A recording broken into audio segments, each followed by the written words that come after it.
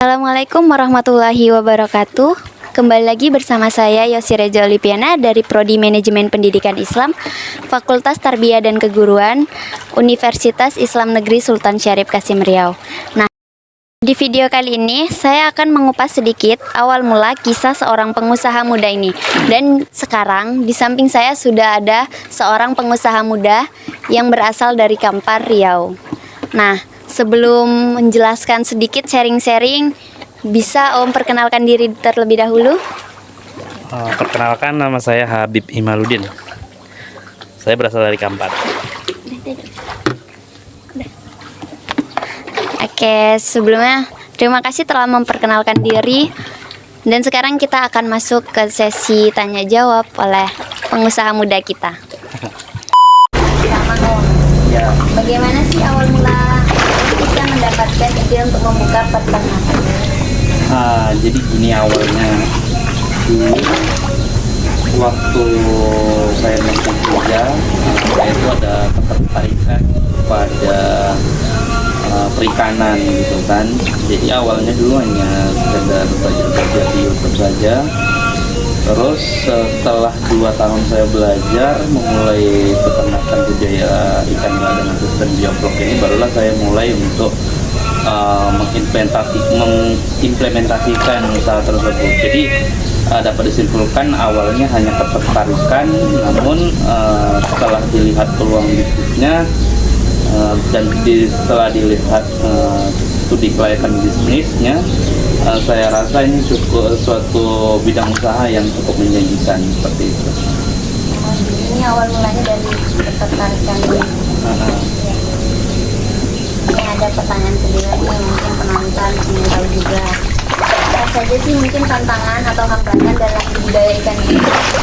Oke, kalau kita bicara tantangan dan hambatan ya, jadi ini deh saya perjelas aja dulu ya. Jadi kalau untuk budidaya nila dengan sistem bioflok ini ada beberapa keunggulan dan kekurangan. Nah, kita bicara menengok terlebih dahulu lah ke belakang gitu, bahwasannya selama ini kita lihat bahwasannya orang berbudidaya ikan itu biasanya dengan sistem konvensional, yaitu budidaya dengan sistem kolam tanah maupun KJA dan sebagainya. Namun seiring berkembangnya zaman, dibuatlah suatu teknologi baru yang dimana kita bisa memanfaatkan lahan yang sempit dan juga menghemat air. Maka itulah diciptakan dengan namanya sistem budidaya dengan sistem bioflok, di mana keunggulannya ini bisa kita lihat bahwasanya kita di perkotaan pun kita bisa berbudidaya ikan. Selanjutnya juga ketebar padatnya yang bisa maksimal untuk 10 meter kubiknya bisa untuk 100 ekor 1 ekor. Nah, sementara untuk di kolam tanah itu hanya 30 ekor saja per meter kubiknya. Jadi kalau untuk keunggulannya itu ya itu kita bisa tebar padat dan kita bisa budidaya di perkotaan dan kita juga hemat air gitu kan. Nah, untuk kekurangannya sendiri atau hambatannya yang tadi ada Yosi tanya, hambatannya itu setiap sistem itu mempunyai kekurangan ya. Jadi untuk hambatan dan kekurangan untuk di sistem budidaya sistem bioflok ini, yang pertama adalah memang kita sistem budidaya ini menggunakan sumber energi listrik ya, jadi memang harus 24 jam. Jadi seandainya nanti kita tidak tahu kapan terjadinya padam listrik dan kita tidak ada di rumah, itulah menjadi hambatan kita. Dan selanjutnya memang ini kan kita sistem bioflok ini kita mengandalkan bakteri. Jadi seandainya nanti kita dalam takaran bakterinya juga salah, nantinya juga akan berpengaruh kepada ikannya dan ikannya bisa mati massal gitu. Dan hambatan yang selanjutnya itu sering kita jumpai bahwasannya ikan-ikan ini sering nafsu makannya hilang kalau seandainya musim hujan seperti saat ini. Jadi itulah hambatan-hambatannya, cuman itu tidak terlalu berpengaruh. Nah, yang lumayan untuk hambatan sejauh ini ya itu pastinya di listrik, dan memang untuk mengontrolnya harus ekstra lah, karena kita bermain dengan sistem. Dan ya untuk manajemen risiko ini memang harus kita perhatikan betul untuk sistem ini ya. Ya, terima kasih. Ternyata banyak banget ya guys tantangan dan hambatannya, tapi juga banyak keunggulan dari budidaya ikan ini, dari metode apa tadi? Sistem bioflok. Sistem bioflok. Nah, ada nih pertanyaan selanjutnya. Apa saja sih tips dan trik untuk mencoba budidaya ikan ini dan menjadi pengusaha muda seperti Om? Pasti banyak orang yang ingin tips dan trik dari Om.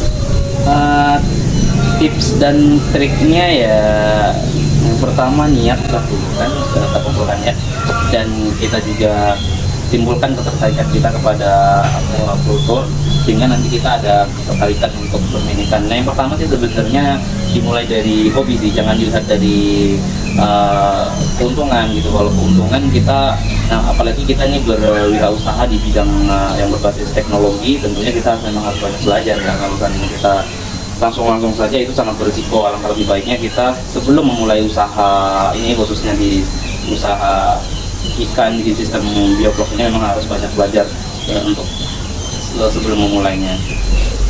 Di triknya sendiri sih ya itu tadi, tipsnya seperti itu. Kalau triknya ya harus banyak belajar gitu kan, learning by doing lah, belajar dibarengi dengan praktek, dan jangan terlalu kesulitan dulu. Kecil-kecil aja dulu, nanti seiring berjalannya waktu, setelah tahu triknya baru bisa dimulai untuk yang lebih besar lagi seperti itu. Oke, mungkin itu aja tips dan triknya. Ini ada satu lagi pertanyaan. Kira-kira berapa lama sih budidaya ikan ini Om? Ya ini sampai menunggu panen gitu dari benih.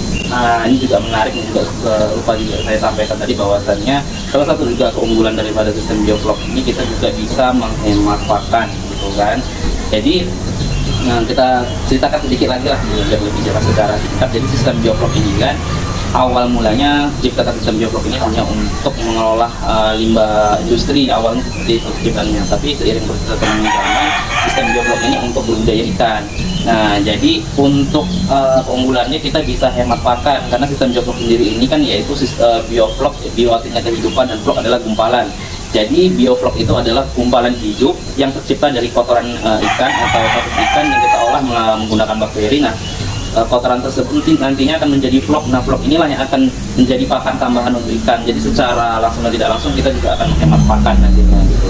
Jadi kalau untuk masa pemeliharaan sendiri untuk di sistem bioflok ini tergantung tebar benihnya. Karena kita tebar benihnya di ukuran 57, kita bisa panen itu untuk sekilo 456, membutuhkan waktu kurang 4 bulanan. Mungkin saja dari kita bisa dapat karya ini. Nah, kemudian kita akan melihat kolam. Oke, terima kasih Om telah berbagi sharing-sharing ilmu tentang budidaya ikan ini. Semoga bermanfaat untuk para mahasiswa-mahasiswi lainnya. Ya, sama-sama, mudah-mudahan anak muda zaman sekarang jangan menunggu tamat kuliah deh untuk memulai suatu usaha, karena untuk memulai sesuatu yang baik itu tidak harus menunggu nanti, itu harus dimulai dari sekarang. Ya, segitu dulu ya guys buat hari ini. Dan see you, bye-bye.